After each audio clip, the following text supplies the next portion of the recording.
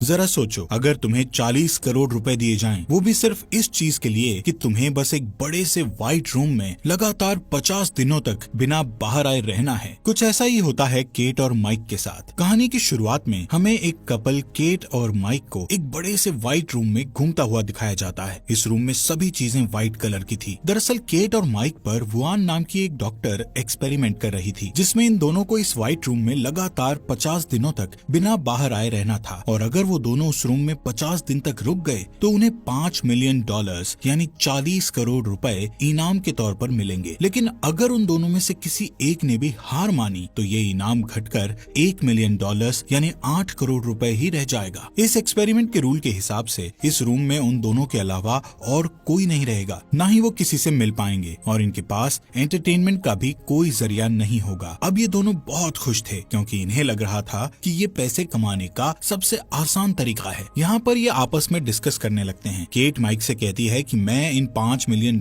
से अपने सारे सपने पूरे करूंगी। वहीं माइक इन पैसों को पार्टीज में उड़ाने का प्लान बनाता है और केट से कहता है कि इतना पैसा आने के बाद हमें कभी भी पैसों के बारे में सोचना नहीं पड़ेगा। थोड़ी देर बाद उनको एक AI डिवाइस की आवाज आती है, जो उन्हें यहाँ के रूल्स के बारे में बताती है कि अब वो लोग एक इमैक्युलेट रूम में हैं। इस रूम में उनके पास सिर्फ एक बेड, एक बेंच और एक सिंपल सा बाथरूम था, जहाँ पर एक मॉनिटर लगा हुआ था, जिसमें इस रूम में रहने के सारे रूल्स लिखे हुए थे। जिनमें से एक रूल ये लिखा हुआ था कि एक टाइम पर एक ही इंसान बाथरूम का इस्तेमाल कर सकता है। यहाँ दीवार पर एक रेड बटन भी था, जिसको प्रेस करके उनमें से कोई भी हार मानकर यहाँ से बाहर जा सकता था। वहाँ लगे मॉनिटर पर टच करके वो लोग अपने लिए खाने पीने का सामान मंगा सकते थे, और एग्जिट डोर के ठीक ऊपर एक बड़ी सी क्लॉक लगी हुई थी, जिसमें उनके 50 दिनों का टाइमर चल रहा था। इस रूम में कैट और माइक के लिए डेली न्यूट्रिशन का एक डिजाइनर बॉक्स आता था, जिसमें उनके खाने पीने का सामान होता था। रूम की लाइट्स रात होने पर ऑटोमेटिकली ऑफ हो जाती और सुबह होने पर ऑटोमेटिक ऑन भी हो जाती थी। इस रूम में समय के साथ साथ सुबह, दोपहर, शाम और रात होने की अनाउंसमेंट AI डिवाइस से की जाती थी, जिसका मतलब होता था कि अब उन्हें आराम करना चाहिए। स्क्रीन पर टच करके वो अपने लिए अलार्म भी लगा सकते थे। माइक यहाँ ऐसे रहने लगता है जैसे कि उसके वेकेशन चल रहे हों, इसलिए वो हर रात देर से सोता था। वहीं केट अपने लिए एक अलार्म सेट करती है ताकि वो अपना एक रूटीन बना सके। अब वो दोनों अपनी पहली रात यहाँ एक ही बिस्तर पर बिताते हैं। सुबह होते ही केट नहाने के लिए बाथरूम में जाती है और वहाँ शीशा देखती हुई खुद को कहने लगती है कि हमें इस चैलेंज को हर हाल में जीतना है। नहाने के बाद वो अपने कपड़े बाथरूम की लॉन्ड्री में धोने के लिए दे देती है, जिसके बदले में उन्हें सिंपल सा प्लेन पजामा और टी-शर्ट्स मिलती हैं। वो दोनों आपस में मस्ती करते हुए कहते हैं कि चलो, इन लोगों ने कम से कम उन्हें रंगीन कपड़े तो दिए। कुछ टाइम बिताने के बाद केट सोचती हुई माइक से बोलती है कि आखिर डॉक्टर वुआन ये एक्सपेरिमेंट क्यों कर रही है। माइक केट से बोलता है कि मुझे इसके बारे में नहीं पता। उन दोनों को बस इतना पता था कि उन्हें 50 दिनों तक यहाँ रहना है, जिसके बदले उन्हें 40 करोड़ रुपए मिलेंगे। इसके बाद माइक और केट खुद को बिजी रखने की कोशिश करते हैं। केट अपना मन शांत करने के लिए मेडिटेशन करने लगती है। वहीं माइक घूर घूर कर उस क्लॉक की ओर देख रहा था, जिसमें 50 दिन का टाइमर चल रहा था। बैठे बैठे माइक अजीब अजीब सी बातें सोचने लगता है, जैसे कि यहाँ की दीवारों का रंग सफेद ही क्यों किया गया है। केट उसे बार बार कहती है कि उसे लगातार उस क्लॉक की ओर नहीं देखना चाहिए, बल्कि उसे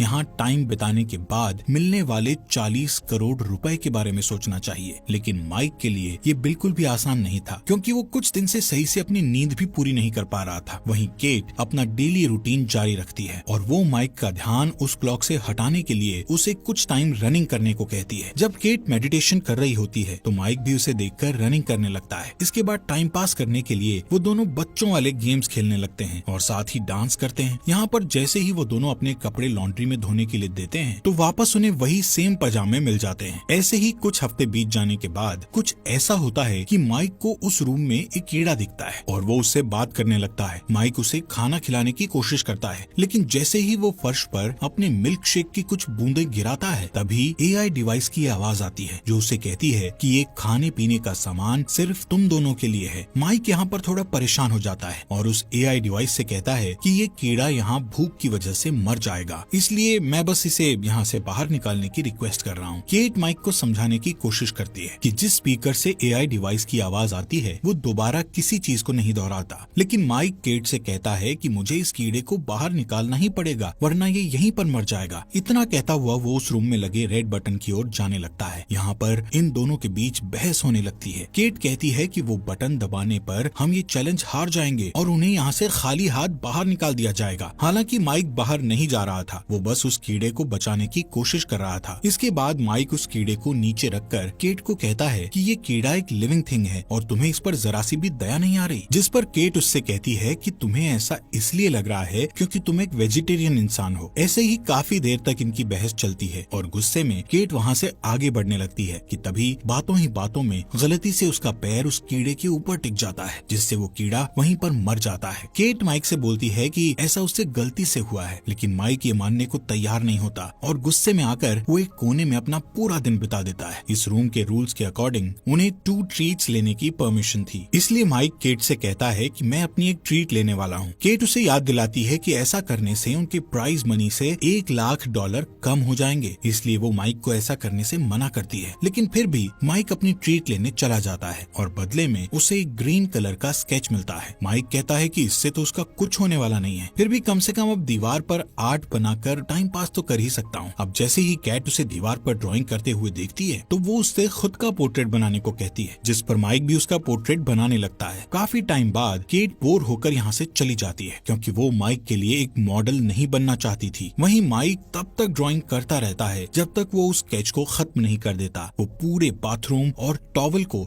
ग्रीन स्केच से पूरा भर देता है। इस वजह से केट बहुत परेशान हो जाती है और माइक से अपने पहले के रूडली बिहेवियर के लिए सॉरी बोलती है। लेकिन यहाँ पर इन दोनों के लिए एक अच्छी बात ये थी कि अब 50 में से सिर्फ 20 दिन ही और बचे थे। ऐसे ही इनके इस रूम पे दिन बीतते जाते हैं और एक सुबह अचानक केट को बाथरूम में एक गन मिलती है। ये दोनों हैरान और परेशान हो जाते हैं कि ये गन आखिर यहाँ कैसे आई। बाथरूम से वो गन उठाकर ये दोनों बेड के नीचे फेंक कर उसे छुपा देते हैं क्योंकि AI डिवाइस ने उन्हें लॉन्ड्री में कपड़ों के अलावा और कोई चीज देने से सख्त मना किया था। कुछ दिनों बाद इन्हें कुछ रिवॉर्ड मिलता है जिसमें इनको एक फैमिली और फ्रेंड्स के मैसेज दिखाए जाते हैं। माइक अपनी सिस्टर का मैसेज देखता है जो उसे बताती है कि वो कैसी है और मॉम डैड कैसे हैं। अपनी बहन को देखकर माइक बहुत खुश होता है, लेकिन जब केट को उसके डैड का वीडियो मैसेज दिखाया जाता है तो उसके डैड कहते हैं कि अब वो रोड पर नहीं बल्कि एक शेल्टर में रह रहे हैं। केट उस वीडियो को रुकवाना चाहती थी, लेकिन उसके कई बार कहने पर भी वो वीडियो नहीं रुकता। तभी वो बाथरूम की ओर जाती है और वहाँ जोर जोर से रोने लगती है। माइक उसे चुप कराने की कोशिश करता है। इसके थोड़ी देर बाद वो दोनों एक साथ लिपट कर सो जाते हैं। अब जैसे ही सुबह अलार्म बजता है तो केट बेड से नहीं उठती क्योंकि वो डिप्रेशन में चली गई थी। जब माइक उससे ना उठने की वजह पूछता है तो वो उसे बताती है कि उसने अपने डैड को कई सालों बाद देखा था और वो हमेशा माइक से झूठ बोलती रही कि उसके डैड नहीं है क्योंकि वो अपने डैड को लेकर बहुत शर्मिंदा थी। वो माइक को बताती है कि उसके डैड बहुत ज्यादा ड्रिंक करते थे और उसके स्कूल की फीस भी नहीं भरते थे। माइक केट से कहता है कि अब हमारे इस रूम में 50 दिन पूरे होने में सिर्फ 2 ही हफ्ते बचे हैं, लेकिन केट अभी भी बेड पर ही पड़ी हुई थी। माइक उसे एंटरटेन करने के लिए नए नए तरीके आजमाता है, लेकिन इससे कैट पर कोई असर नहीं होता और फिर वो खुद भी कैट के साथ बेड पर लेट जाता है, लेकिन इससे भी कैट को कोई फर्क नहीं पड़ रहा था। ये देखते हुए माइक जमीन पर जाकर लेट जाता है। नेक्स्ट डे माइक केट को उनकी बची हुई एक और ट्रीट लेने के लिए कहता है, लेकिन केट उसे ये कहकर मना कर देती है कि वो और पैसों को खोना नहीं चाहती, जिससे माइक फ्रस्ट्रेट हो जाता है क्योंकि उसे लगता है कि अब वो केट की मदद नहीं कर पाएगा। कि तभी केट बेड से उठती है और माइक से उसकी दूसरी ट्रीट मांगने के लिए कहती है, भले ही उनका $1 मिलियन का नुकसान हो जाए। तभी माइक दूसरी ट्रीट के लिए मॉनिटर पर टच करता है, जिससे उस रूम का डोर ओपन होता है और एक नेकेड लेडी